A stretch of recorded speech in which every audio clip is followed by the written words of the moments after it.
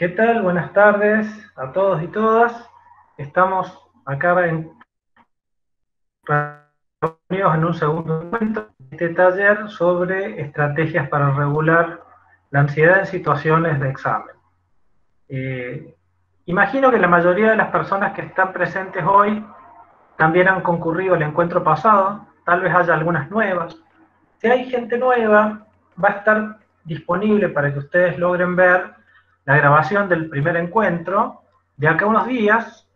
Acá mi compañero Ricardo está con la gente del equipo de la Secretaría trabajando en eso, en poner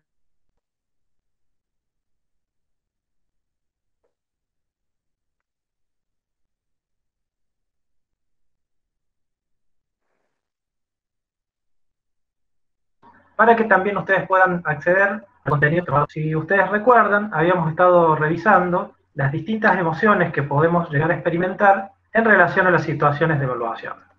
Bien, acaban llegando. Luciana, buenas tardes. Este,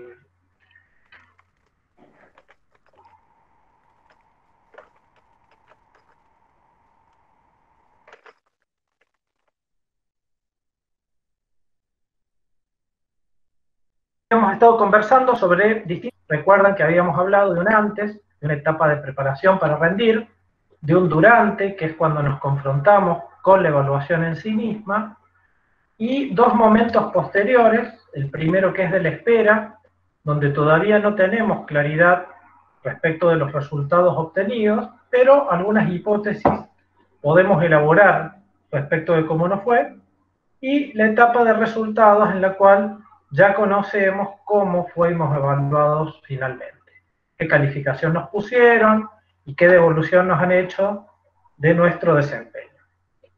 Entonces, habíamos dicho que Luciana dice que se tilda. Bueno, esperemos que funcione más o menos bien y fluidamente. Ya nos pasó la clase pasada que se me cortó internet en mi casa. Yo no descarto que eso pueda volver a pasar, pero bueno, como ya sabemos que estas cosas ocurren, estamos preparados y si hace falta trataré de restablecer la conexión desde mi celular y con los datos. En caso que eso nos pase, ustedes tengan paciencia y bueno, vayan tratando de seguir el desarrollo de la actividad. De todas maneras, ustedes tienen un cuadernillo, creo que ya Ricardo se los ha enviado, ¿verdad? El Sí, sí, material. sí, sí, Bien, ese cuadernillo lo hemos escrito con la finalidad de complementar los encuentros presenciales y que ustedes tengan posibilidad por su cuenta de ir leyendo y haciendo algunos ejercicios. Algunos de ellos vamos a retomarlos acá durante el taller, de manera de ir aumentando el conocimiento acerca de cómo ustedes funcionan en esta clase de situaciones, ¿no? La idea es complementar las dos instancias, la conversación en este encuentro con la lectura y la práctica por parte de ustedes de aquellas habilidades que les permitan regular un poco mejor sus estados emocionales. Entonces, vamos a arrancar haciendo un repaso a la clasificación de las emociones. Creo que ahí están viendo un cuadro que dice emociones prospectivas y retrospectivas, de valencia positiva y negativa. ¿Correcto? ¿Están logrando ver? Por favor, alguien confírmeme que sí. sí, se Así visualiza. se ve bien. Bueno, genial. Entonces, ¿qué tenemos acá? Que en relación a las evaluaciones, nosotros podemos sentir una serie de emociones antes de que llegue la evaluación y también podemos sentir emociones a posteriori de que la evaluación finalizó. Es decir, cuando todavía tenemos incertidumbre acerca de qué es lo que va a pasar en la evaluación,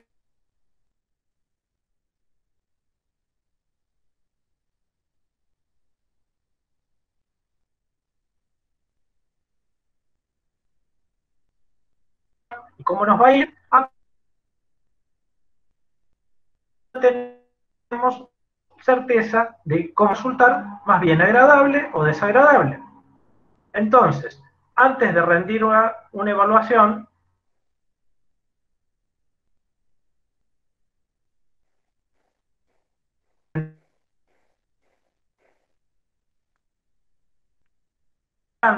y entusiasmo, tranquilidad, confianza, han decidido hacer este taller. Pero hay muchos estudiantes a los cuales estas cosas les ocurren y probablemente también a ustedes les ha ocurrido. Y vamos a tratar de entender por qué.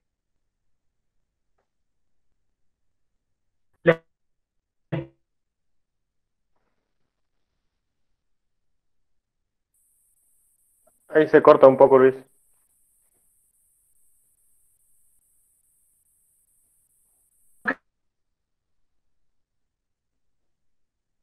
Cuando creemos que el desafío es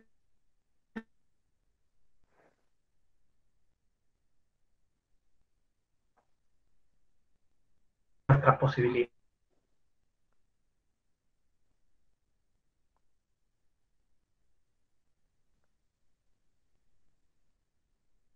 Luis, ¿Sí?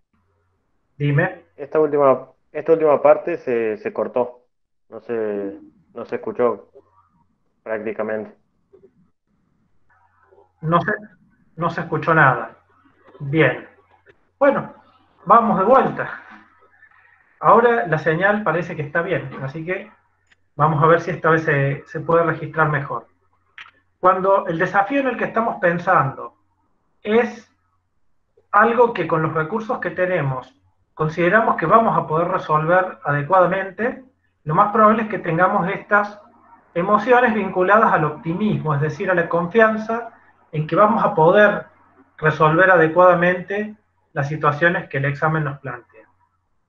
En tanto que cuando nosotros valoramos que el desafío supera nuestras capacidades, es muy difícil, no tenemos información por la cual nos podemos imaginar de qué se trata, o lo que nos imaginamos lo vemos muy complicado por encima de nuestras posibilidades, vamos a empezar a sentir, por ejemplo, desesperanza, porque interpretaremos que el esfuerzo que estamos haciendo, por mucho que sea, va a ser en vano.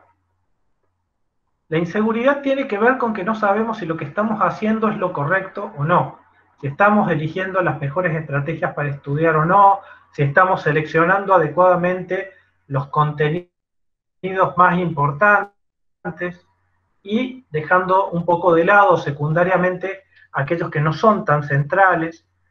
El desgano tiene que ver con no solo la falta de interés por la tarea, que nos pueda resultar un poco aburrido estar estudiando, sino con las bajas expectativas de tener éxito en la situación.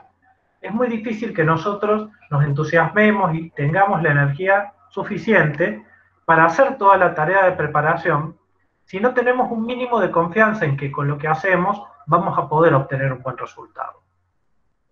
Por otro lado, la angustia sobreviene en los momentos en los que ya creemos que es inminente el fracaso en la situación, donde pese a que nos hemos estado esforzando, nos da la impresión que lo que va a ocurrir nos va a pasar por encima, no vamos a poder lidiar con ello. Y la suspicacia es una emoción que sentimos cuando desconfiamos de nuestros evaluadores o de la situación. Es decir, cuando suponemos que pueden deliberadamente hacer algo con el objetivo de complicarnos nuestra vida, alguna cuestión medio tramposa, o tal vez de mala onda o mala predisposición hacia nosotros. Esto no suele ser una experiencia generalizada, pero hay algunas personas que son propensas a sentir esto hacia los demás o en las situaciones de evaluación, como así también hay algunos docentes en algunas carreras, en algunas cátedras, que construyen una relación con sus estudiantes en las cuales generan la suspicacia. ¿Sí? Van haciendo lo necesario para dar a entender que son personas impredecibles y que tal vez pueden reaccionar de una forma muy negativa para con ustedes en caso, por ejemplo, de interpretar como ofensivo algo de su conducta. Hasta ahora se va escuchando bien, corroboremos cómo está saliendo la Sí, ahí sale conexión. bien, bien clarito. ¿Estamos mejor que antes? Genial. Bueno, entonces fíjense cómo esta gama de emociones, tanto positivas como negativas, que podemos experimentar antes de la evaluación, cuando pensamos en la evaluación como un evento futuro que está próximo a venir, dependen mucho de la lectura que estemos haciendo de la situación. Es decir, la mediación cognitiva, el proceso de pensamiento que activamos ante la situación, de alguna manera va a ir, tenemos mayor control sobre la situación, que tenemos posibilidades porque nuestras capacidades nos dan para resolver las cosas adecuadamente y estaremos más orientados a experimentar emociones de valencia positiva. En tanto que si tenemos una baja percepción de control sobre lo que ocurra y creemos que nuestra competencia no es la suficiente para enfrentar bien la situación, va a aparecer un predominio de emociones negativas. Cuando ya vamos al resultado, es decir, una vez que sabemos cómo nos ha ido, podemos también sentir algunas cosas agradables o desagradables. Y esto no está directamente vinculado a cuál sea la nota que obtuvimos, sino al significado que tiene para nosotros esa nota. Por ejemplo, yo puedo sentir orgullo si aprobé un examen que para mí era muy difícil y me saqué un 5 o un 6. Y me siento orgulloso porque sé que obtuve esa nota, porque pude aprobar en un contexto que era muy difícil y gracias a que yo estudié durante bastante tiempo y lo hice bien. Entonces, como creo que eso bueno que ocurrió fue gracias a mi propio esfuerzo, fue mérito mío, para mí vale mucho y yo me siento orgulloso, porque sé que eso que ocurrió es consecuencia de mi conducta. ¿Cuándo siento alivio? Cuando tenía bajas expectativas de tener éxito y al final logré que me fuera bien. Entonces, el alivio viene cuando el resultado es mejor de lo que yo imaginé que podía pasar. Y hay personas que les ocurre algo muy curioso. Cuando rinden, obtienen notas muy altas. Sacan 9, sacan 8, sacan 10 a veces, pero cuando terminan de rendir antes de saber la nota, creen que no les fue bien. Creen que su nota va a ser mucho menor que la que tuvieron. Ni que hablar antes de presentarse a rendir. Sienten tal nivel de inseguridad y de desconfianza respecto de su saber, que imaginan que el resultado va a ser muy malo. Después cuando van y rinden se dan cuenta que no, que hacen las cosas mucho mejor que lo que imaginaban antes. Y eso está bueno. Lo que no está bueno es cuando imaginan que les va a ir mal, pese a haberse preparado muy bien, y como dan por cierto lo que se están imaginando, se asustan tanto que prefieren no ir a rendir por las dudas. Entonces ahí se empieza a generar un circuito que se vuelve después un poco complicado de desactivar, porque la inseguridad va creciendo por la falta de experiencia, de exposición directa y de contacto con la realidad. Mientras más evitamos la situación, más nos convencemos de las ideas que tenemos. ¿Cuándo experimentamos satisfacción? Cuando hemos podido completar una tarea y nos agrada el resultado obtenido. Es decir, el producto de nuestra acción está cerca de lo que nosotros queríamos que pasara. Esto, por ejemplo, si ustedes cocinan, lo habrán experimentado cuando al momento de probar una comida que elaboraron, ustedes dicen, qué rica que me salió. Me siento satisfecho, ¿por qué? Porque las cosas logré que estén como yo quería. Y sé que es gracias también a mi tarea, a mi labor. Siento alegría porque lo que ocurre es algo bueno. Para la alegría no hace falta que crea que yo lo provoqué. Puedo sentirme alegre porque se dio así, me benefició, aun cuando yo no haya tenido demasiado mérito en ello, ¿no? La alegría es independiente, pero tiene que ver con poder disfrutar de algo bueno que está pasando. Hay gente que le va bien y le cuesta mucho sentir alegría, porque por ahí piensa que le podría haber ido mejor. Entonces, la comparación de algo bueno con una idea que yo tengo de cómo debería haber sido, hace que le quite valor a algo bueno que me está pasando. Y ahí aparece, por ejemplo, el proceso de la autocrítica, ¿no? ¿Qué pasa cuando la emoción es de valencia negativa luego de conocer el resultado? Yo siento vergüenza cuando lo que hice estaba muy por debajo de lo que yo creo que debería haber hecho. Cuando no di con el nivel que yo creí que tenía que tener. O cuando mi comportamiento fue muy inapropiado para la situación. Por ejemplo, si llegó un momento en el cual yo me sentí tan nervioso que me olvidé de las cosas, o sentí tanta inhibición cuando estaba en medio de un examen oral que me quedé sin voz, sin posibilidad de hablar, esto que me ocurrió que yo no pude controlar, probablemente haga que después yo sienta vergüenza, porque diga, no, esto a mí no me tendría que haber pasado. ¿Cómo puede ser que ante un examen yo me asuste tanto? Cuando creo que algo de lo que me pasa no es adecuado, siento vergüenza. ¿Cuándo siento enojo? Cuando lo que pasa no coincide con lo que yo esperaba. Cuando mi expectativa se frustra, ahí aparece el enojo. Y me puedo enojar conmigo porque me doy cuenta que no hice lo necesario para que me fuera bien, desestimé temas que había que estudiar y yo dije, no, esto no lo van a tomar, y me lo tomaron. O me enojo con la situación porque algo ocurrió que me parece que me complicó, que me jugó en contra, o me enojo con el docente si creo que procedió en forma tal vez un poco injusta conmigo o arbitraria, o me trató de una forma que yo siento que es poco adecuado, poco respetuosa para mí. ¿Cuándo siento frustración? Bueno, cuando las cosas no se dan como yo esperaba. La frustración es el antecedente del enojo. Pero también la frustración puede ser el antecedente de la tristeza. La tristeza es lo que siento cuando algo que yo quería conservar lo he perdido. Y me apena haberlo perdido porque yo lo quería conservar conmigo. En este caso, lo que puedo estar eh, lamentando que perdí fue la expectativa de que me fuera bien. Es decir, yo me presenté a rendir confiado en que las cosas me iban a salir de cierta forma, no se dieron así, y esa idea que yo tenía de que iba a poder estar disfrutando de un logro, de repente se convirtió, bueno, en un fracaso. Entonces me siento triste porque perdí eso que quería, ¿no?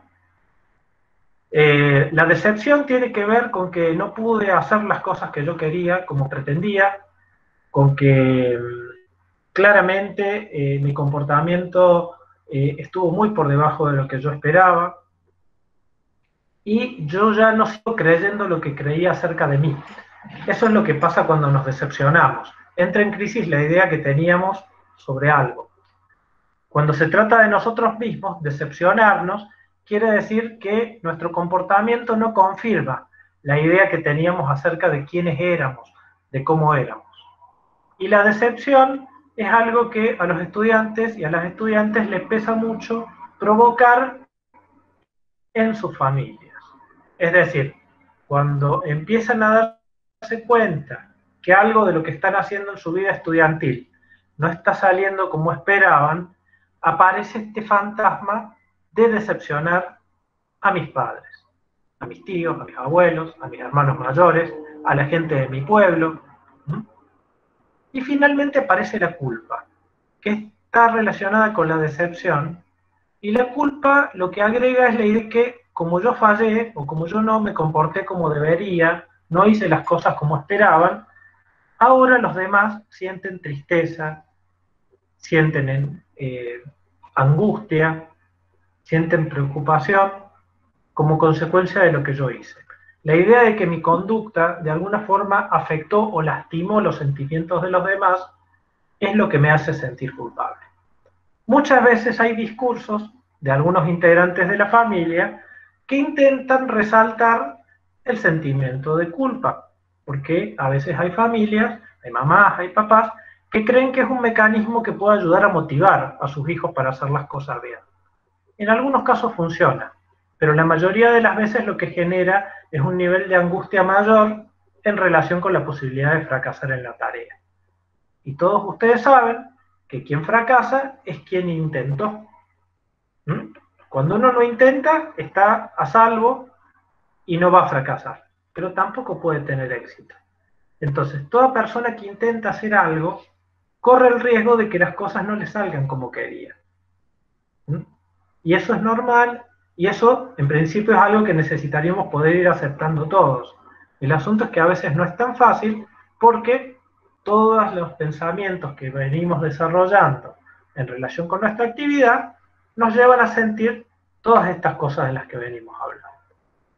Entonces, para continuar, vamos a tratar de concentrarnos en una de estas emociones, que es de las más protagonistas en las experiencias de rendir.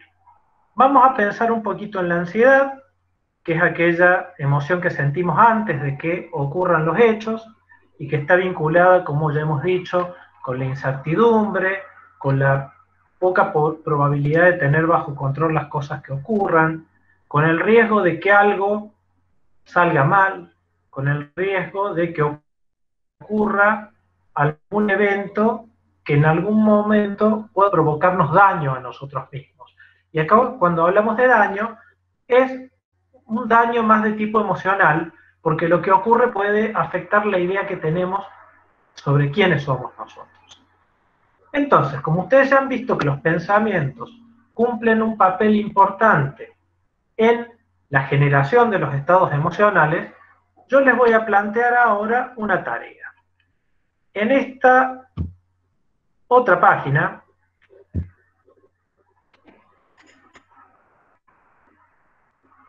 van a ver que hay una consigna. ¿Qué dice? Cuando siento ansiedad ante un examen, ¿qué pensamientos la incrementan? Y después tengo una segunda pregunta, que sería, cuando siento ansiedad ante un examen, ¿qué pensamientos la disminuyen?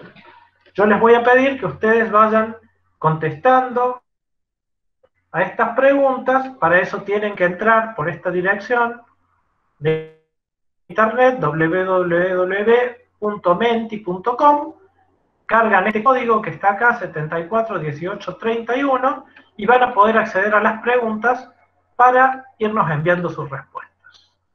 Si todo está funcionando bien, procedemos a realizar esta parte de la actividad. Ricardo, ¿vos pudiste ingresar a las dos páginas, a las dos preguntas y verlas? No lo corroboré todavía, pero en principio por lo menos están pudiendo entrar. Ahí yo les facilité el link en el chat. Bien.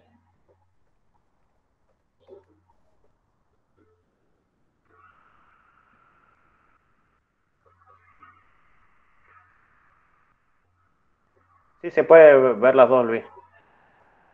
O sea, cuando cambies, digamos, Sí. vamos a poder votar en la próxima.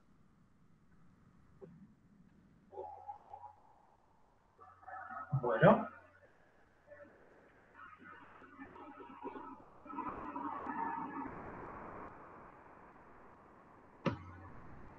Lo que permite votar de una pregunta a la vez. Ah, bien. Bueno. Entonces, vamos comentando algunas de las que están apareciendo acá, ¿sí? ¿Qué pensamientos incrementan mis estados de ansiedad? Cuando pienso que algo me falta, cuando pienso que me voy a olvidar de algo, cuando pienso que me voy a olvidar de todo, no de algo, el pensamiento de que no llegué con todo, que estoy estudiando mal, que no voy a obtener la promoción, imaginar que me trago,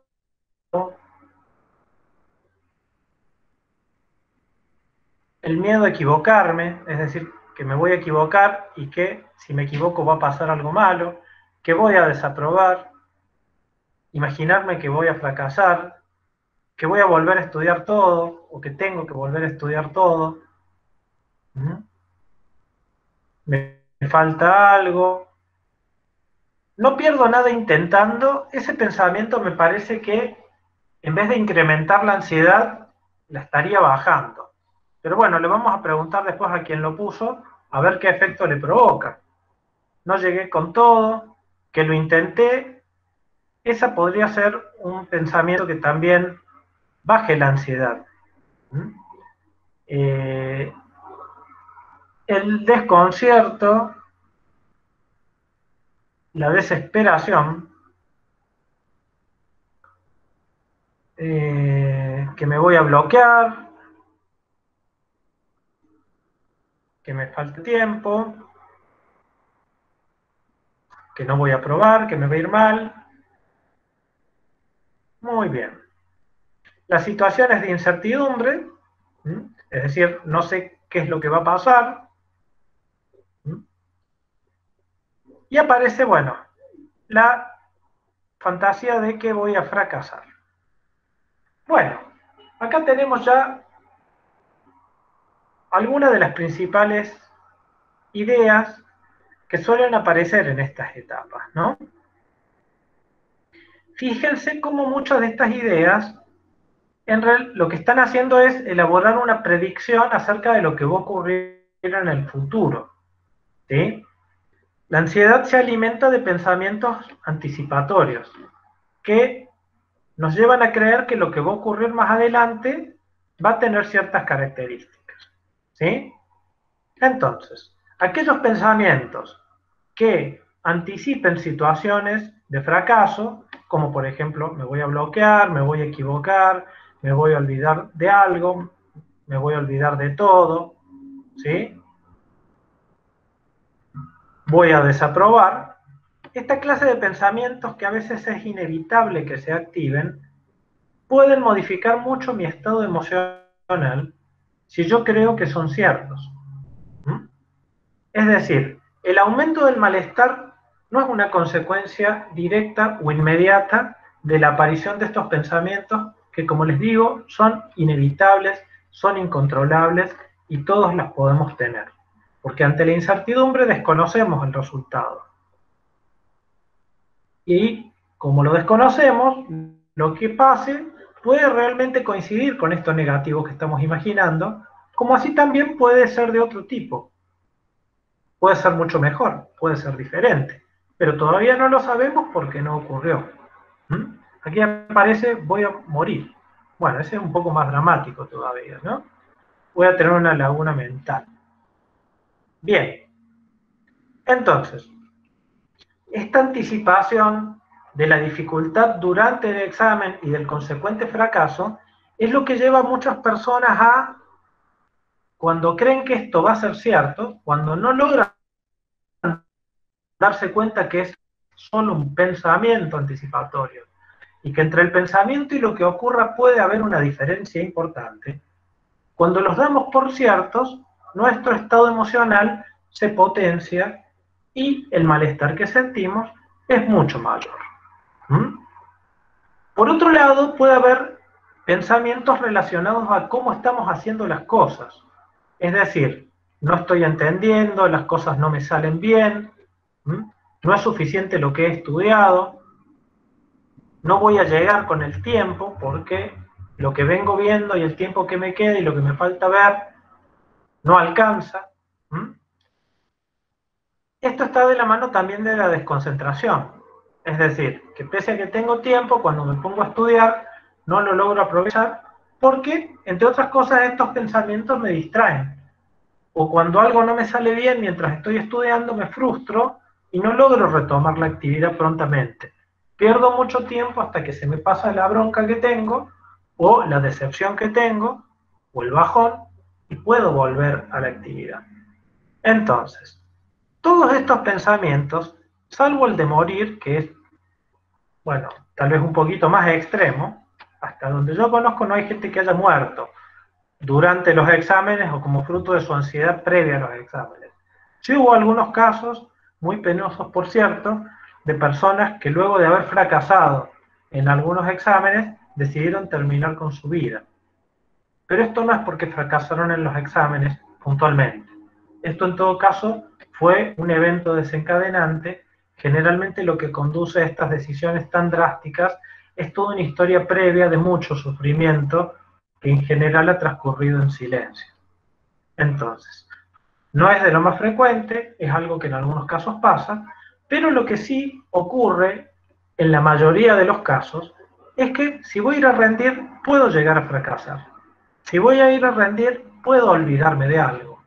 Si estudio para rendir, puede ser que haya visto todo lo que necesitaba adecuadamente, en profundidad, lo entiendo y lo recuerdo, lo practiqué y me sale, y puede pasar que en el examen algo de eso no me salga. ¿Sí? Puede pasar que sepa las cosas y que me olvide. Lo que pasa es que cuando me lo imagino antes, empiezo a creer que eso seguramente es lo que va a pasar. Y me convenzo a mí mismo y pierdo la capacidad de distinguir entre lo que es un pensamiento propio de alguien que está muy asustado frente a un evento incierto, a lo que es predecir con exactitud los hechos futuros. Entonces, una estudiante que medianamente se conoce así, que en base a su experiencia se ha ido dando cuenta, probablemente va a poder ir haciendo pronósticos un poquito más certeros. Y va a poder mantener un nivel de confianza moderado o adecuado como para enfrentarse a la situación en la medida que con su autoevaluación corrobore que ha hecho lo necesario para llegar en buenas condiciones.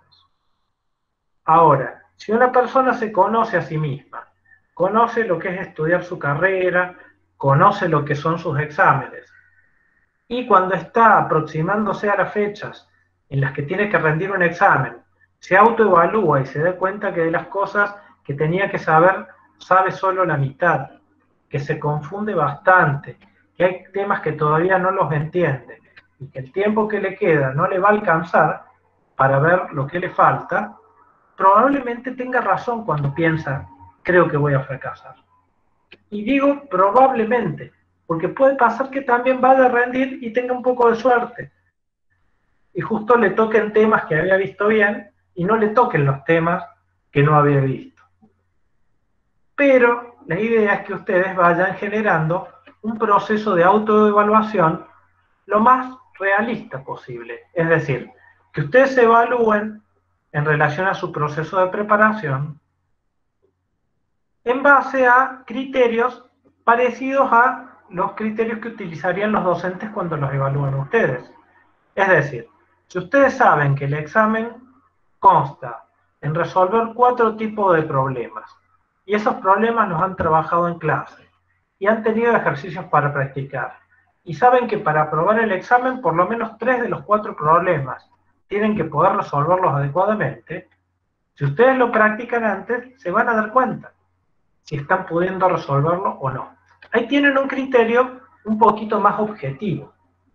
Pero buena parte de lo que pasa son pensamientos que no tienen demasiada base en evidencia o no son del todo realistas. Pero en el momento no nos damos cuenta y creemos que son válidos.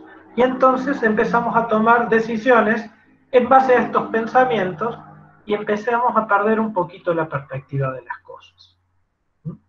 No es que no hacemos nada, es que lo que hacemos tal vez no es lo más adecuado para poder resolver la situación.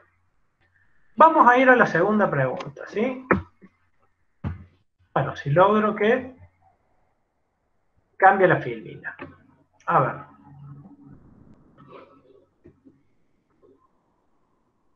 Vamos a ver si con la instrucción que le acabo de dar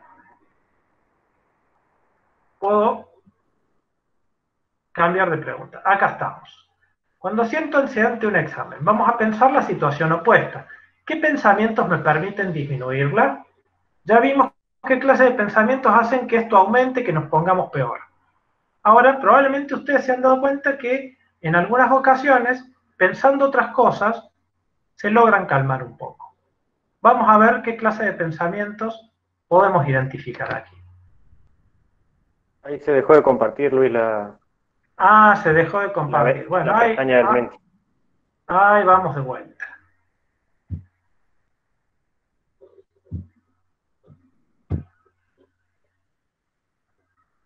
Listo. ¿Ahora la ven? Sí, ahí está. Bien. Que los temas me gustan, que me resultan fáciles, es decir, que estoy entendiendo los temas. Bien, fíjense cómo esto se relaciona con lo que yo les decía hace un rato, la creencia de que yo puedo hacer las cosas. Que hay mucho tiempo, es decir, que el tiempo me va a alcanzar para poder hacer una buena preparación, que entiendo, que soy capaz, que estoy haciendo el esfuerzo, que no es tan grave, fíjense la diferencia entre creer que un eventual fracaso, un no aprobar, es algo trágico, a decir, bueno, puede ser un revés, puede ser un inconveniente, que voy a poder, bueno, reírme o distraerme tiene que ver con pensar en otra cosa o con cambiar de actividad también. ¿Mm? Bueno, que recuerdo algunos temas, que he aprobado materias más difíciles. Esto quiere decir poner en perspectiva lo que me está pasando y compararlo con un grupo de experiencias anteriores. Que me puede ir bien. Fíjense que esto es distinto a decir me va a ir bien. ¿Mm? Que me puede ir bien es que la posibilidad de tener éxito existe. Es decir, que hay todo un margen de maniobra para que si yo hago las cosas adecuadamente el resultado sea ese. Pero no es un acto de fe, ni es una verdad absoluta que me va a ir bien. ¿Mm? Estamos hablando de construir confianza en base a ideas mágicas. Estamos hablando de generar confianza pensando en forma un poquito más, ¿no? Estoy preparado, que pase lo que pase, debe ser como una cuestión de aceptación, decir que sea, yo a la experiencia, que tengo la inteligencia suficiente. Bueno, estudiar en voz alta no es un pensamiento, es una actividad, pero puede ser muy útil si eso me ayuda a que yo me concentre un poco más o me ayuda a que, si lo que estoy haciendo es decir en voz alta los temas sin estar leyendo, yo pueda autoevaluarme a ver qué tal me sale. Que voy a dar un buen oral, esto es como una expresión de confianza en lo que voy a hacer, que no es el fin del mundo. Esto quiere decir bajarle el dramatismo a la situación. No es que no me joda lo que pase, no es que no me frustre, pero tampoco es el fin del mundo. Es una cuestión de proporción entre lo que me jode, me molesta y lo que me destruiría. Bueno, que recuerdo algunos temas, que no pierdo nada intentando, ¿sí? Bueno, acá yo, en este pensamiento, me gustaría detenerme un poquito, porque la verdad que está bueno que intenten, ¿sí? Está bueno que intenten si se han preparado, está bueno que intenten aunque no hayan podido llegar a todo, o aunque tengan inseguridad. Esto especialmente es válido en los exámenes parciales, ¿sí? Porque bueno, en el intento ustedes van conociendo de qué se trata, van viendo si lo que han hecho les alcanza, si es suficiente, o qué es lo que les está faltando, o qué es lo que hay que cambiar. Los intentos sirven para darnos cuenta de eso, y sin intentos no vamos a aprender. Ahora, es diferente esto a nos tiremos un lance. Yo particularmente no aliento el hecho que se tiren un lance, por dos razones. La primera, porque el riesgo de fracaso, la verdad que es bastante alto, y no está bueno seguir acumulando 2 o 3 en la libreta, bajando un promedio porque me tiré el lance solamente. Que no es lo mismo, como digo, de hacer el intento cuando me prepare. ¿Sí? Y por otro lado, porque en el tirarme un lance, en realidad lo que estoy viendo es cómo hago para probar, y empiezo a perder un poco de perspectiva de que estoy tratando de aprender algo, ¿no? Acá las metas, aquello que yo persigo en mi estudio, aquello que yo quiero lograr en mi carrera, para mí es un aspecto importante a tomar para la reflexión, ¿sí? Entonces, desde esa perspectiva, me parece muy válido hacer el intento cuando uno se preparó, no necesariamente tirarse un lance si uno no hizo el trabajo previo necesario. Al no ya lo tengo, bueno, esta también es otra forma de ver, ¿no? Que no pierdo nada intentándolo, que me he preparado bien, que pasé por exámenes peores, esto es de vuelta a ponerlo en perspectiva, charlar antes, charlar con otros, bueno, estas son conductas que pueden darme información en relación a cómo estoy preparado, cuando converso sobre los temas estudiados con mis compañeras, me doy cuenta cuánto dominio tengo, y también si charlo con otras personas que ya rindieron, eso me da información para yo adecuar un poco mis expectativas sobre lo que puede pasar. Entonces, fíjense que ante una misma situación, ustedes pueden tener diferentes tipos de pensamientos. esos pensamientos tienen consecuencias diferentes. Y yo no creo que el camino o la salida sea programarse para pensar siempre en forma positiva. No es ese el mensaje que yo quiero dar. Yo lo que creo es que a veces los pensamientos negativos son realistas, tienen base en evidencia, y está bueno escucharlos, porque nos avisan de algo malo que va a ocurrir, y la verdad que si los atendemos y son realistas, nos podemos evitar un mal momento. El asunto es que muchas veces esos pensamientos no tienen una buena base en evidencia, son cosas que nos parece que son así, pero no contamos con información suficiente para asegurar que realmente sean de ese modo. Entonces ahí empezamos a cometer errores porque damos por válidos pensamientos que tal vez no son tan dignos de confianza. Y lo mismo puede pasar con los pensamientos de carácter positivo. Podemos recontra confiarnos porque vimos 2 o 3 cosas bien, pero no vimos 7 u 8 que eran un poquito más difíciles. Entonces nos mandamos sin habernos preparado adecuadamente.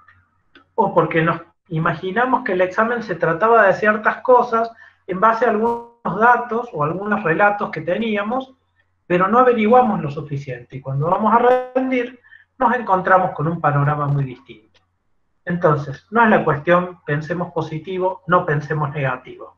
La cuestión es, preguntémonos cuando estamos pensando en algo, ¿en qué nos basamos? ¿Qué evidencias tenemos que nos permiten afirmar que las cosas son como imaginamos? ¿Y qué evidencias nos indican que tal vez las cosas son de una forma diferente? Este es un ejercicio que empieza con poder empezar a identificar sus pensamientos en estas situaciones. Empezar a darse cuenta qué es lo que viene a su mente en estas situaciones, poder empezar a escribirlo, poder empezar a ponerlos en algún lugar para tomar distancia y observar estos pensamientos, a ver cuán dignos de crédito pueden ser para nosotros. Ahora vamos a pasar a otro ejercicio que les va a ayudar a entender cómo funciona esta dinámica del pensar, sentir y actuar. Vamos a la próxima filmina. Ahí creo que la están pudiendo ver, ¿verdad? Confírmame, Ricky, por favor, si se ve evento, interpretación, sí. Emoción. Genial. Sí. Bueno, este es un ciclo o es un proceso que podemos dividir en 5 momentos, ¿sí? Esto de la división es absolutamente artificial, es solo como para que se entienda los elementos que participan en este proceso. En realidad esto ocurre todo muy rápido, ocurre de formas que a veces no es consciente para nosotros, pero ocurre permanentemente en nuestra vida con muchas situaciones y con las de evaluación también. El evento es eso que está pasando. Y eso que está pasando puede estar pasando afuera o puede estar pasando adentro mío, ¿sí? Un pensamiento que yo tengo puede ser un evento, ¿sí? Un cambio en mi cuerpo puede ser un evento. Por ejemplo, empiezo a sentir que mi corazón late más fuerte y ese evento luego yo lo voy a interpretar, es decir, voy a pensar, ¿qué es lo que está ocurriendo acá? ¿Qué significa esto que está pasando? La interpretación me va a generar una respuesta emocional.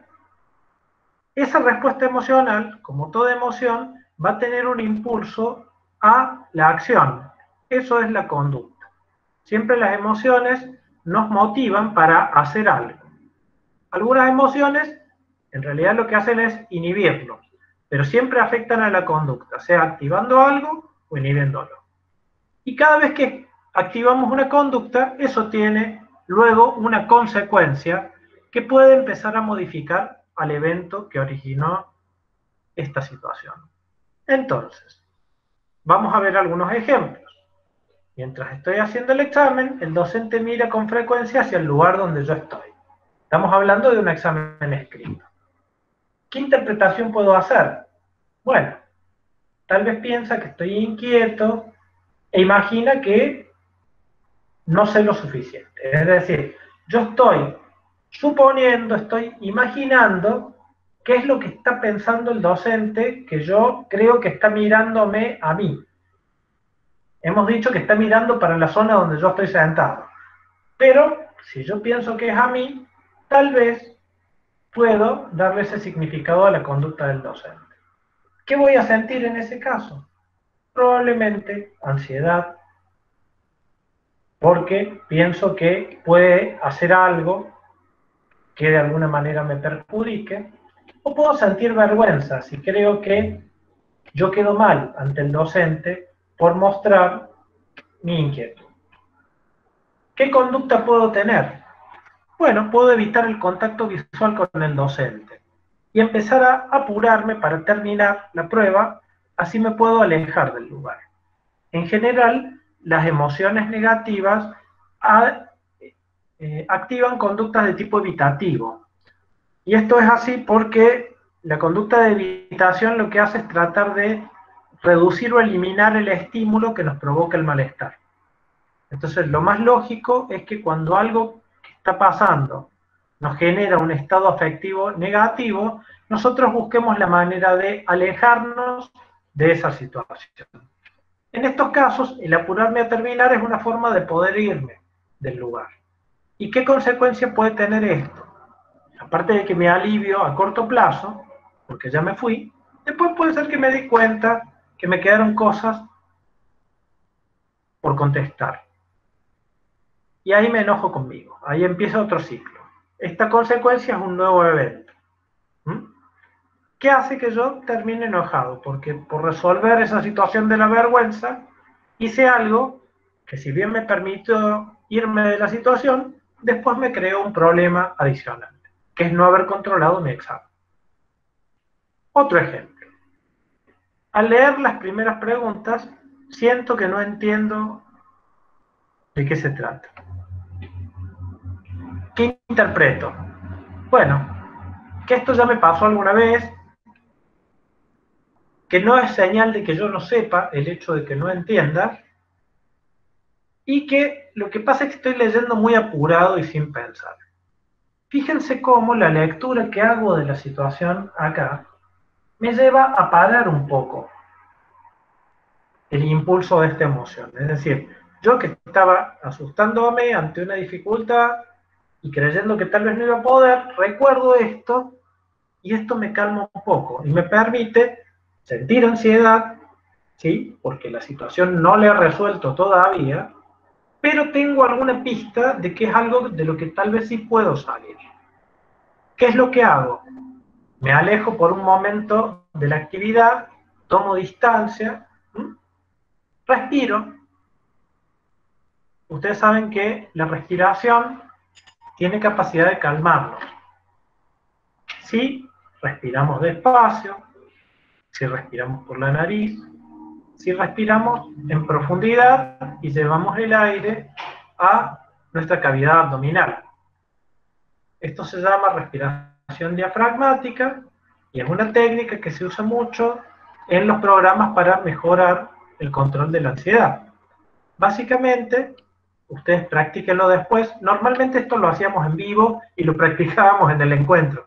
Pero la verdad que ahora, como no los veo y está medio complicado hacerlo así, simplemente les cuento de qué se trata y ustedes practíquenlo.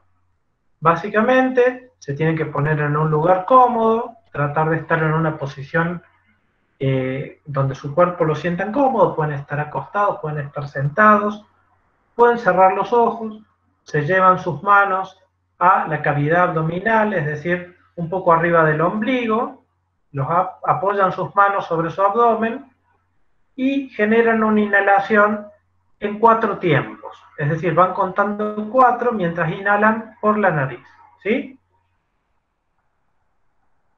Cuando toman el aire, lo retienen y luego lo empiezan a alargar también en 4 tiempos. Si es posible, todo por la nariz, ¿sí? Es un ejercicio muy sencillo que con la práctica va generando una posibilidad de inducir un estado de calma en los momentos que sienten que la están perdiendo, ¿sí? Esto no es nada mágico. Cuando nos alteramos, cambia nuestra respiración. Se vuelve más corta, más rápida, más superficial, y por eso estamos agitados. Acá lo que hacemos es una expresión del cambio de estado emocional, que es el cambio en la respiración, hacemos el camino inverso. Deliberadamente, conscientemente, modificamos nuestra respiración para tratar con eso de modificar un poco nuestro estado emocional. ¿Se entiende? Bueno, entonces, respiro un poco. ¿Qué efecto tiene esto? Me puedo calmar, puedo volver a la lectura, hacerlo más despacito, y ahí capaz que empiezo a entender un poco mejor. Fíjense cómo la conducta que se activa a partir de la emoción puede empeorar la situación o puede ayudar a que la situación se resuelva positivamente. A esto le llamamos el proceso de afrontamiento. Cuando empiezo a sentir una determinada emoción, ¿qué hago con eso? Lo que hago me permite aliviar la emoción, la acentúa, la alivia a corto plazo, pero me crea otro problema, o la alivia y me ayuda a resolver la situación. Otra situación. Recibo la nota del parcial y es más baja de lo que yo suponía. Pienso, no puede ser, acá se han equivocado al corregir, hay algo que está mal, ¿sí?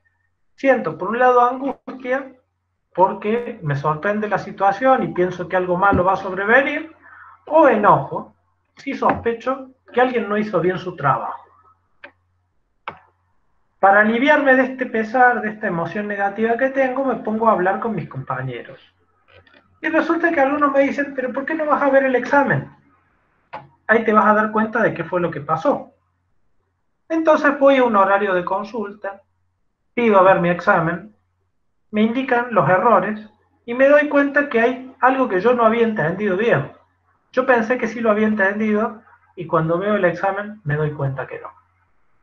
¿Qué pasa entonces? Siento alivio porque descubro que no hubo nada injusto, no hubo nada arbitrario, nada en contra de mí, y a la vez siento tristeza porque, bueno, no pude con esto, es una situación en la que me voy a tener que enfrentar nuevamente, en el recuperatorio o en otro turno de examen si es que era un final. Entonces, este ciclo, fíjense que se repite en todas las situaciones. Son cosas que les pueden pasar mientras están en clase, son cosas que les pueden pasar mientras ustedes están estudiando en su casa, mientras están haciendo un trabajo en grupo, mientras están en una situación de rendir, antes de entrar, mientras rinden, después que rindieron. Son situaciones que ocurren todo el tiempo en nuestra vida y que pueden ocurrirnos en relación a nuestras actividades de aprendizaje o también a nuestras relaciones sociales. Fíjense la cantidad de veces que hemos interpretado un comportamiento de una persona significativa para nosotros, importante, de una manera tal que nos empezamos a enojar con esa persona o que empezamos a sentir tristeza imaginando que algo se termina y por ahí no era así, o que empezamos a sentir ansiedad porque no sabemos qué es lo que pasa. Esto ocurre permanentemente en todas nuestras áreas de vida y este es un modelo para ayudarnos a entender el funcionamiento. Es un modelo que también ustedes pueden practicar pensando en algunas situaciones que les ha tocado pasar durante algún examen. ¿Sí? Pueden preguntarse, bueno, a ver, ¿qué fue lo que pasó? ¿Qué lectura hice de lo que pasó? ¿Qué sentí? ¿Qué hice? ¿Y qué consecuencias tuvo esto? Muy bien. Entonces, la ansiedad, que es la emoción de la que más venimos hablando en este caso, cumple funciones. Para nada, más allá que tiene valencia negativa y que cuando sentimos ansiedad no es muy agradable, no es que la ansiedad sea una emoción mala. La ansiedad cumple una función muy útil porque nos permite anticipar las características del desafío, de la situación que hay que enfrentar, nos aumenta la sensación de control porque al ir imaginando cómo puede ser, también vamos pensando qué podemos hacer ante cada contingencia. Apunta a disminuir las probabilidades de fracaso. Cuando empezamos a sentir ansiedad no es que querramos evitar la tarea, queremos evitar un fracaso en la tarea. Entonces por eso la ansiedad nos puede movilizar a, por ejemplo, estudiar un poco más, estudiar diferente, pedir ayuda, parar, dejar de hacer las cosas porque como las estamos haciendo no está siendo fructífera. ¿Mm? Es una señal que si la interpretamos adecuadamente puede ser de gran valor para nosotros. Nos activa los sistemas de alerta y de detección de riesgos, por eso es una emoción al servicio de la supervivencia. Apunta a preservar el autoconcepto. Esto que decíamos, si los resultados de mi desempeño en las evaluaciones de alguna forma son datos o información que yo proceso para evaluar cuán competente soy para las actividades que estoy realizando, yo lo que voy a tratar es que la imagen que tengo de mí se mantenga y en todo caso mejore, no que empeore. Entonces, cuando aparece la ansiedad y la preocupación me anticipa un fracaso, lo que estoy tratando es de cuidarme del efecto que ese fracaso tendría en la imagen que yo tengo de mí como estudiante. Motiva acciones que aproximen a las metas, es decir, me ayuda a darme cuenta si lo que yo estoy haciendo va a ser suficiente para llegar a donde quiero o si hay probabilidad de que esto no pase. Si me estoy alejando de mis metas, puede ser el impulso necesario para esforzarme un poco más o para cambiar la estrategia. O para aplazar el momento de rendir de manera tal de llegar en buenas condiciones. Y porque me informa de desajustes entre planes y acciones. Ustedes habían dicho en algunos comentarios del encuentro pasado que quedaron grabados en el chat que a veces tienen tiempo para estudiar, pero lo que vienen haciendo no se corresponde con los planes que habían elaborado. Es decir, más allá que podrían haber hecho una agenda y planificado que iban a estudiar estas unidades en el día de hoy, estas en el día de mañana, o han estado poco concentrados, propensos a distraerse, o han estado con alguna otra situación, o les ha costado más de lo que pensaban, o se han cansado antes de lo que pensaban, o les llevó mucho más trabajo resolver algo de lo que creían. Entonces, yo al darme cuenta que mi plan no está avanzando como creía, empiezo a decir, bueno, no voy a llegar, acá no voy a estar en condiciones, y esto que me aparece como pensamiento puede ser de utilidad para que yo revise mi plan y lo ajuste o lo modifique de manera tal de sí poder llegar a donde quiero. Bueno, antes de seguir hablando, me gustaría hacer una pausita y ver cómo vamos, ver si hay algunas preguntas que ustedes quieran hacer. Katy dice, ¿podría agarrarme una convulsión por la ansiedad ante un examen? Katy, yo no he escuchado de estados convulsivos, salvo en personas que tengan epilepsia, ¿sí? Hay algunos tipos de epilepsia en los cuales el estrés elevado es un desencadenante de crisis convulsivas, ¿sí? Entonces, si uno tiene ese factor de riesgo, podría llegar a pasarle si, por ejemplo, no está tomando la medicación correspondiente para la epilepsia. Ahora, en una persona que no tiene esta condición clínica, una convulsión creo que es algo bastante poco probable. Lo que no quiere decir que no tenga síntomas físicos severos, ¿sí? Perturbadores y que le generen mucho malestar. ¿Mm? Puede ser que haya una tensión muscular muy fuerte y muy prolongada, puede ser que haya un estado de opresión en el pecho, una dificultad para respirar, puede ser que haya muchos temblores. ¿Mm? Pueden aparecer otros síntomas físicos, pero específicamente convulsiones yo no tengo recuerdo de haber escuchado, ¿no? A ver, Luciana, ¿pero puede desmayarse? Sí, hay gente que ante la tensión emocional se desmaya. Puede pasar. Y no es que tenga una enfermedad grave, es que no ha aprendido a sobrellevar los estados de tensión o de estrés con la suficiente entereza o fortaleza, entonces, al sentirse superado por esta situación, se termina desmayando. ¿Mm? Creo que es algo que se puede revertir haciendo un trabajo adecuado, no me parece que sea una condición que se tenga que mantener así de forma prolongada, ¿no? Bien, ¿qué otras preguntas quieren hacer? En relación a este esquema de análisis, ¿han podido reconocer, bueno, formas de pensar y de actuar, características de ustedes en situaciones de evaluación? ¿Mm? Que con lo que estamos charlando por ahí digan, ah, claro, como yo hago esto, pienso esto, ahora entiendo por qué después me pasa tal cosa.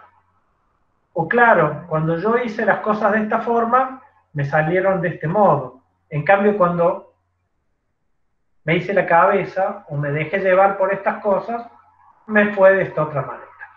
A ver, Noelia, ¿cómo puedo manejar la autoexigencia? Siempre planifico, quiero hacer todo y nunca llego. A causa de esto me frustro demasiado. Bueno, Noelia, acá hay dos palabras que vos incluís en tu enunciado que son claves de entender lo que te pasa. Siempre, nunca. ¿Mm? Todo. Y le agregaríamos nada. Cuando uno piensa la realidad en términos extremos o polarizados, todo se vuelve mucho más difícil, todo se vuelve más dramático. ¿Sí? Es muy difícil saber todo antes de un examen.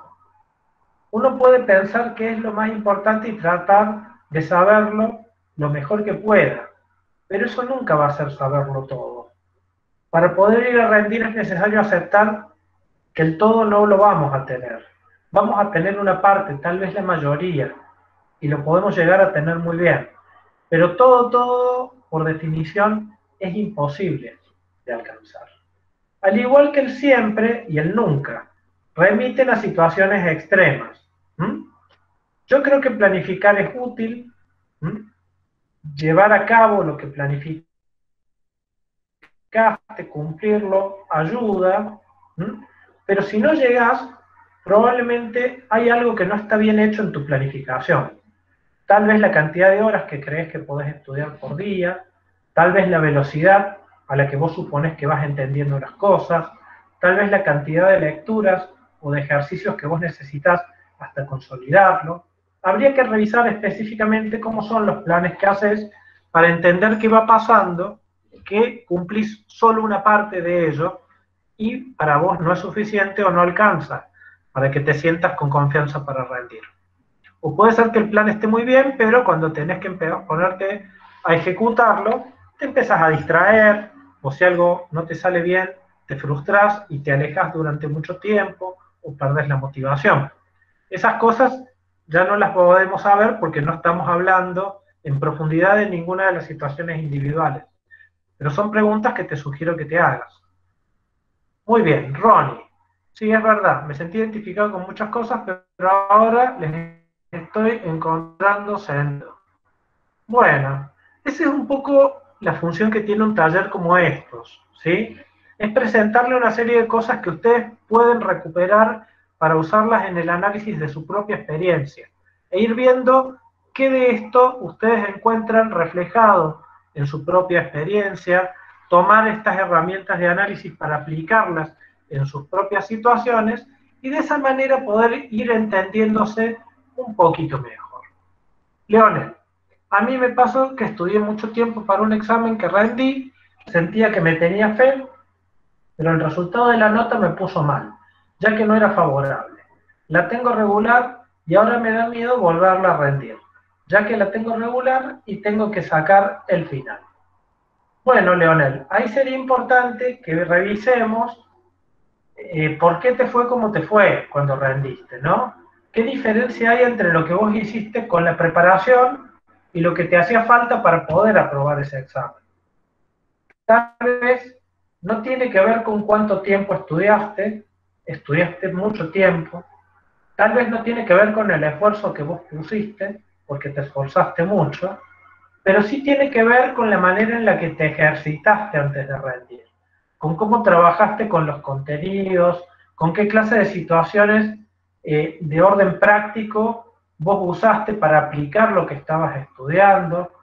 Para entenderlo mejor, Leonel, tendríamos que ver cómo fue ese examen, qué tuviste que hacer ahí y qué pasó que fallaste y no lograste hacerlo adecuadamente. Por eso está bueno que hables con tus docentes después de rendir, ¿sí? Y vuelvas sobre tus errores para que aprendas de lo que pasó y tengas información que te ayude a encararlo mejor la próxima vez que rindas. Los docentes también te pueden dar una mano en eso, de charlar y de orientarte para que las cosas las hagas un poco mejor. Maggie, a mí me pasa que recién me dieron las fechas de examen y estoy con mucha ansiedad. Bueno, Maggie, que te den las fechas de examen no quiere decir nada en sí mismo. No te obliga a rendir nada, ¿sí? Ni determina qué va a pasar con tu vida. Las fechas de examen son una información útil con la cual vos tenés que empezar a tomar algunas decisiones. Específicamente, de todo lo que vos pensás que podrías llegar a rendir, ¿qué es lo que vos querés rendir en esta oportunidad? Y por lo menos elegir una materia cuyo volumen, cuya densidad te permita estudiarla en el tiempo que te queda hasta que llegue la fecha. Acá aparece la autorregulación, que es el proceso que nosotros vamos haciendo para establecer metas, elaborar una estrategia, asignarle un cierto tiempo y empezar a ponerla en marcha para irla ajustando hasta que lleguemos al momento de rendir. Entonces, según qué es lo que te propongas lograr, según qué es lo que te exijas y según el plan que tengas, esta sensación de ansiedad puede aumentar, mantenerse o ir disminuyendo. Mientras más tiempo pase hasta que empieces a estudiar, más ansiosa te vas a poner. Por eso, consejo general, arranquen con el mayor tiempo posible.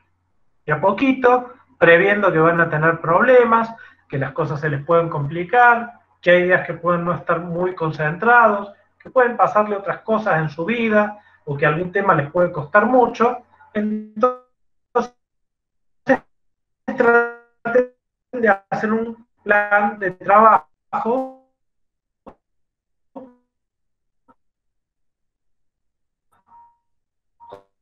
con margen suficiente como para, si las cosas se complican, que no se venga todo ahora, están inseguros. Paola, en vista de que muchos decimos que la falta de tiempo y ver que no llegamos con los contenidos nos genera más ansiedad, ¿qué sería mejor? ¿Intentar y desvelarse para terminar ese texto que nos queda pendiente? ¿O es mejor descansar y dar hasta donde se pudo estudiar? Bueno, cuando ya no tenemos mucho margen, ¿sí? Lo primero que yo diría es que tratemos de prevenir esa situación. Tratemos de arrancar con tiempo, tratemos de ver primero todo lo que es lo más importante y fundamental y de dejarnos un poquito de margen para consolidar y repasar las cosas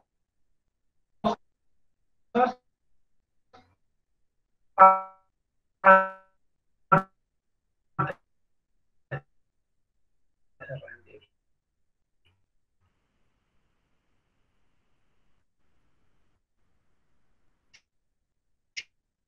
Si no se puede,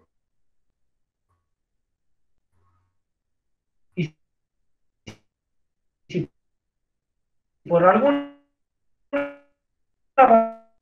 razón ya estamos sobre la fecha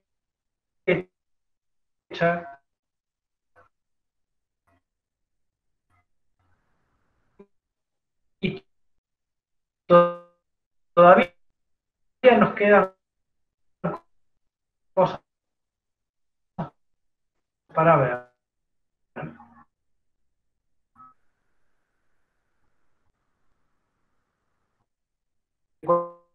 Cuando se quieran ir a dormir, no puedan porque están con una angustia tremenda.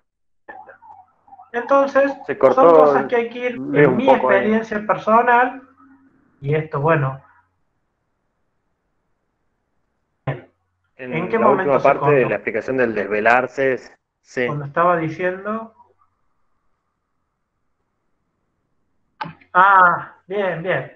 Bueno, yo no creo que esté muy bueno desvelarse, creo que es preferible irse a dormir y despertarse más temprano para ahí, ya habiendo descansado un poco y estando un poco más frescos, tratar de avanzar un poco con lo que nos quedó pendiente. Pero podemos ir a rendir aún sin haber visto todo lo necesario. ¿Es mayor el riesgo de fracaso? Sí, pero también nos puede llegar a ir bastante bien, aun cuando algún tema no lo hayamos podido ver plenamente. Bueno, espero que esté saliendo lo que No, digo, que no ahora se sí, haya cortado se nuevamente. escucha bien. Luciana, ¿qué dice? Me pasa que... Bueno, Luciana dice, me pasa que cuando corre y me pongo nerviosa, leo rápido, no entiendo y me bloqueo. Hoy leí que esto se puede solucionar haciendo el trabajo de respiración. Bueno, Luciana, el tiempo corre siempre, no solo cuando es en computadora. Lo que pasa es que cuando los exámenes son en computadora, a veces tenés un relojito en la pantalla que te muestra cómo va corriendo el tiempo. Pero generalmente todos los exámenes tienen un tiempo y es necesario aprender a administrarlo. ¿Mm? Aprender a administrar el tiempo quiere decir, bueno, pensar cuando estoy empezando el examen, cuánto tiempo tengo para hacerlo, cuántas preguntas tengo, y tratar de organizarme y ver, bueno, por dónde voy a empezar, cuánto tiempo me demoro con cada cosa, ¿sí? El relojito que tenés en la computadora es información que puede ser útil para vos, como para que la chequees cada tanto y vayas viendo cómo vas, ¿sí? Pero si vos estás hiper atenta a lo que dice el reloj, vas a desconcentrarte. Entonces, es preferible que vos hagas un trabajo de este tipo, decir, bueno, a ver cuánto es lo que hay que hacer, por dónde empiezo, qué cosas puedo ir resolviendo, para ir ganando tiempo, aprovechándolo y resolviendo cosas, e ir dejando las que por ahí no te salgan o estén un poquito más difíciles para después y tratar de hacer la mayor cantidad posible. En los exámenes a desarrollar también vas a tener un tiempo limitado. Y eso te va a poner a prueba como para ver cuánto te extendes vos en las respuestas que das. A veces no hace falta escribir tanto, hace falta poner lo fundamental. ¿Mm? El trabajo de respiración te ayuda a calmarte si te alteraste en el momento y durante un examen escrito lo podés hacer a la perfección. No hay ningún inconveniente para que dejes por un momento la actividad, respires un poquito y luego vuelvas. Con 1 minuto o 2 que lo hagas es suficiente y bajas unas cuantas revoluciones. Camila, a mí me causa mucha ansiedad el tiempo siempre que siento que no voy a llegar aunque me haya organizado. Bueno, hay que ver si esto que vos imaginás es lo que pasa, Camila. Porque puede ser, no sé si te acordás, como decíamos hace un rato, que los pensamientos que tenemos y nos asustan anticipan algo que después no es lo que pasa. Entonces, si a vos te ocurre que pese a la administración de tu tiempo que no está funcionando bien y habría que revisarlo. Por ahí necesitas más tiempo o necesitas aprovechar mejor el tiempo que estás teniendo. Y si no, por ahí es simplemente un pensamiento ansioso, pero que no es realista. Es decir, pensás que no vas a llegar, pero al final vas haciendo las cosas bien y vas a llegar. Rocío, ¿cómo sabemos cuándo necesitamos ayuda profesional o ya con el hecho de no poder controlar estas emociones debemos procurar? Yo creo que hay que buscar ayuda cuando has intentado resolver la situación usando tus propios recursos y pese a que te has esforzado, no logras un cambio satisfactorio, no logras aliviarte. Si esto te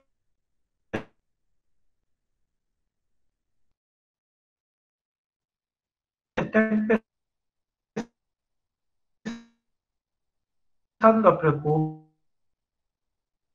si esto te está complicando la vida como estudiante, está bueno que busques ayuda cuanto a carrera, porque llegó un punto en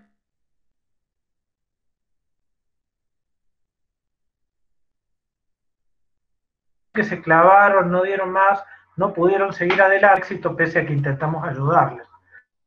Entonces hay que tratar de estar atentos y cuando tenemos algunas dificultades, llegarse y consultar. Pueden hacerlo ahí en la SAE, con los equipos de salud mental de la SAE, con los equipos de orientación, en relación a sus estrategias de aprendizaje, o también si ya hay una dificultad que es persistente, pueden participar en alguno de los programas que con nuestro equipo de trabajo implementamos en la Facultad de Psicología. Sobre eso ustedes van a tener información disponible cuando nosotros hagamos nuevamente una convocatoria en el mes de agosto, porque siempre las compartimos con Ricardo, con la gente de la SAE, para que nos ayude en la difusión. Esos son procesos un poco más prolongados, con grupos más pequeños y donde sí profundizamos más en la situación de cada quien a nivel individual. Después, Liz, ¿cuántas horas es recomendable estudiar por día y las que te resulten productivas, Liz? Hay gente que logra estudiar 4 horas muy bien y con eso está bueno. Gente que estudia 6 u 8 horas por día y lo logra hacer de una forma productiva, y gente que logra estudiar 2 horas. Vos tenés que observar cuánto es lo que podés estudiar de una manera tal que el esfuerzo puedas hacer y que te resulte provechoso. Tiene que haber un día de descanso, y descanso tiene, bueno, que vos trabajás o estás estudiando, durante algunas horas de la noche no seguís estudiando, haces otra cosa, puede ser que hagas pausas entre las horas de estudio, que fracciones y estudies 45 minutos, una hora, descanses 15 minutos o media hora y después lo vuelvas a hacer. Cada persona funciona diferente y vos tenés que ir buscando la manera en la que sientas que es mejor para vos, desde el punto de vista de tu rendimiento académico, pero también del cuidado de tu salud, de tu bienestar emocional. Caro, en caso de mamá estudiante, a veces es muy difícil organizar los tiempos y la concentración, y la ansiedad y presión es dura. Bueno, Caro, si vos sos mamá, hay que ver cuántos hijos, cuántas hijas tenés a cargo, si estás a cargo vos sola o compartís la responsabilidad del cuidado de tus hijos con alguna otra persona, con tu pareja, qué redes de apoyo tenés como para poder ir haciéndote el tiempo, y la base es que vos planifiques cómo vas a hacer tu carrera recordando que tenés hijos, no forzándote a estudiar como si no tuvieras hijos. Es igual que la gente que labura. La gente que está trabajando y estudiando tiene que acomodar su programa de avance en la carrera a las condiciones que tiene de disponibilidad de tiempo y de energía para estudiar. Entonces, tal vez vos, Caro, lo que necesites es pensar en qué dosis la podés ir realizando año por año. Si podés hacer 2 materias, 3, 4, ¿de qué manera ir organizándote de manera que no descuides, puedas ir avanzando en tu proyecto de estudiar? Pero que se han ido habilitando dentro de la universidad para estudiantes con hijos, que también puedan dejar a cuidado de alguien más a sus hijos mientras están en situaciones de clase. Y también hay regímenes especiales de cursada para personas que trabajan o que tienen familiares a cargo, desde las cuales pueden ir acomodando su manera de hacer la carrera. Pero lo básico es que vos partas de cuál es tu situación y no cuál sería la situación ideal de un estudiante. Luciana, me pasó que estudié mucho para un examen en el cual el resultado no fue el que esperaba, vi el examen y 5 preguntas me habían corregido mal. Hablé con la profesora, le mandé mail con las preguntas y respuestas mal corregidas y aún no me contestó. Solo dijo en general que estábamos aprobados los que se sacan. Más allá de que apruebe, el resultado no es el que debería ser. Y ahora se viene el segundo parcial y tengo miedo que me vuelva a pasar lo mismo. Bueno, Luciana, yo creo que está muy bien que hayas hecho el reclamo, ¿sí? Porque también se pueden cometer errores en la corrección de los exámenes, y si se cometen errores, yo creo que corresponde reconocerlos y cambiar la nota. Pero bueno, eso es lo que pienso yo. No sé qué piense tu profe, no sé cómo se maneje la secretaría académica en tu facultad y cuánto escuchen los planteos que hacen los estudiantes. yo creo que sería bueno que los escuchen, porque al igual que ustedes son personas sometidas a evaluación, yo creo que es importante que los docentes también seamos evaluados en relación a cómo hacemos nuestro trabajo. Y evaluados no con evaluarnos para ayudarnos a hacer mejor nuestro laburo. En esa lógica, si cometemos errores, creo que hay que salvarlos. Pero bueno, habría que ver en el contexto de tu facu cómo funcionan las cosas, ¿no? Lo que te haya pasado en un parcial no tiene por qué repetirse en el siguiente. Hay una parte que dependerá de vos y hay otra que depende de quien te corrija, y habrá que esperar a que llegue el momento. Leonel dice que se me corta, se cortó. ¿Sigue cortado? No, ya volví. En la anterior. Ah, porque eran de las... Claro, eran las 3:10 cuando decían que se cortó. Sí, sí. Bueno, Andrés, me pasó lo mismo que Luciana Masachesi, lo único que me quedé libre y en una materia que ya vengo recursando. Bueno, hay situaciones especiales, Andrés y Luciana, que nosotros lo que podemos hacer es, de alguna forma, alentarlos a que vayan y las planteen en los espacios que corresponden dentro de sus facultades. Pueden ser en las secretarías de asuntos estudiantiles, pueden ser con los docentes de las cátedras, pueden ser en secretaría académica. Lo que pasa es que yo no puedo desconocer el hecho de que en algunas facultades hacer eso se les puede volver en contra. ¿Sí? Hay antecedentes en los cuales estas cosas han pasado y hacer reclamos formales y por escrito y ante las autoridades por una cuestión de cierta solidaridad malentendida, creo yo, o espíritu de cuerpo entre el claustro docente, termina dejándolos a ustedes en una situación de mucha indefensión. Y de repente quedan con un problema con esas materias. Entonces yo sería como muy cuidadoso al momento de accionar. Creo que tienen que asesorarse con gente de su facu que conozca bien ese mundo interno y qué caminos hay que tomar en esos casos, ¿sí? De manera tal de plantear lo que ustedes creen que no está bien, pero ir viendo hasta dónde extender el reclamo, de qué forma hacerlo, para que esto no se vuelva luego en su contra, ¿no? Yo sería muy irresponsable si los alentara indiscriminadamente a reclamar estas cosas en cualquier lugar. La ansiedad también sirve para eso, para anticipar que uno puede estar llevando a alguien a un lugar peligroso y yo no quisiera inducirlos para nada de eso. Sí tienen su derecho a pedir sus exámenes, tienen su derecho a revisarlos y tienen su derecho a peticionar. ¿Cómo se hace en cada caso? Habría que ver de qué facultad estamos hablando, ¿no?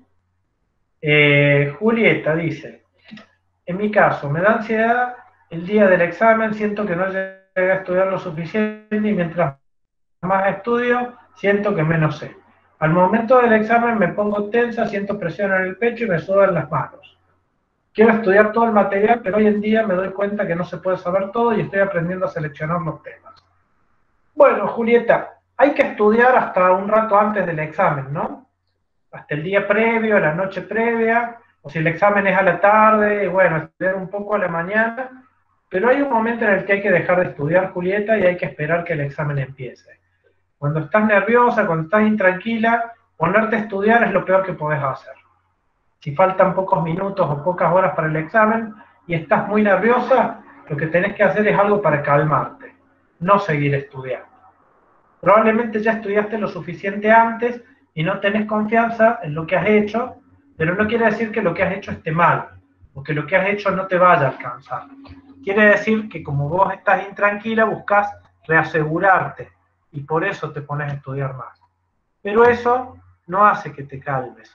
Eso crea la posibilidad de que te alteres un poco más, porque mientras más es la presión, más riesgo hay de que te olvides o te confundas las cosas. Entonces lo que tenés que hacer ahí es esperar a que llegue el momento de rendir y mientras tanto hacer algo que te calme, que no sea estudiar. Sobre estas cosas vamos a ver algunos consejos específicos en el encuentro que viene, pero en líneas generales La idea sería eso. Michael. Sí, porque lo que no llegaste a estudiar todo, en un mes, por ejemplo, no lo vas a aprender en una noche. Es mejor ir a descansar. Estamos de acuerdo, Michael. Yo también lo veo así. Paola. Una situación que veo en los exámenes es que muchos estamos hasta el último minuto leyendo el apunte y con una ansiedad grande y solo frenamos cuando los profes piden guardar todo.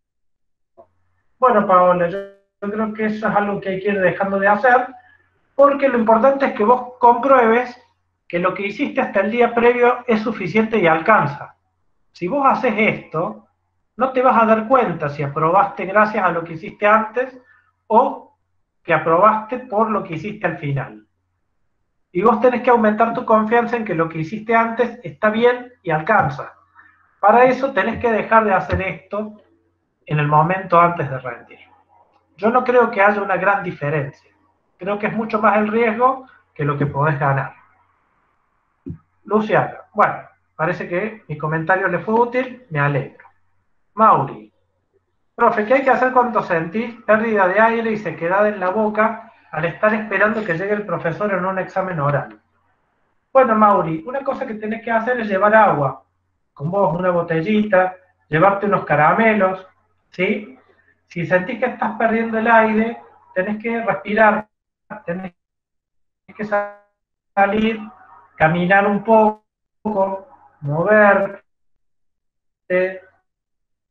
tomar aire en la forma que hemos estado diciendo, ¿sí? Algo la ansiedad, te está ganando la angustia antes de la situación y vos tenés que ayudarte a vos mismo a calmarte. Para eso te tenés que tratar con amor a vos mismo, con comprensión, haciendo cosas, diciéndote cosas que te ayuden a recordar que todo va a estar bien porque vos te has preparado para la situación. No es la idea que te maltrates, no es la idea que te enojes con vos porque te has asustado, la idea es que te ayudes a poder irte calmando. Para calmarnos necesitamos hablarnos a nosotros mismos de una manera positiva, de una manera tranquilizadora, de una manera que nos ayude a ver todo lo que tenemos a nuestro favor, de una manera que nos ayude a ver con que, bueno, si la cosa no sale bien, tampoco es tan trágica. Necesitamos contenernos a nosotros mismos. Y para eso tenemos que hablarnos de una manera amigable. Tenemos que tratar de, y por eso es útil si vamos identificando nuestros pensamientos que nos aumentan la ansiedad, ir creando un conjunto de pensamientos, no un pensamiento bien, ¿sí? No un pensamiento positivo y mágico, no, un pensamiento que nos ayude a calmarnos porque nosotros creemos que puede ser así también, que puede ser cierto.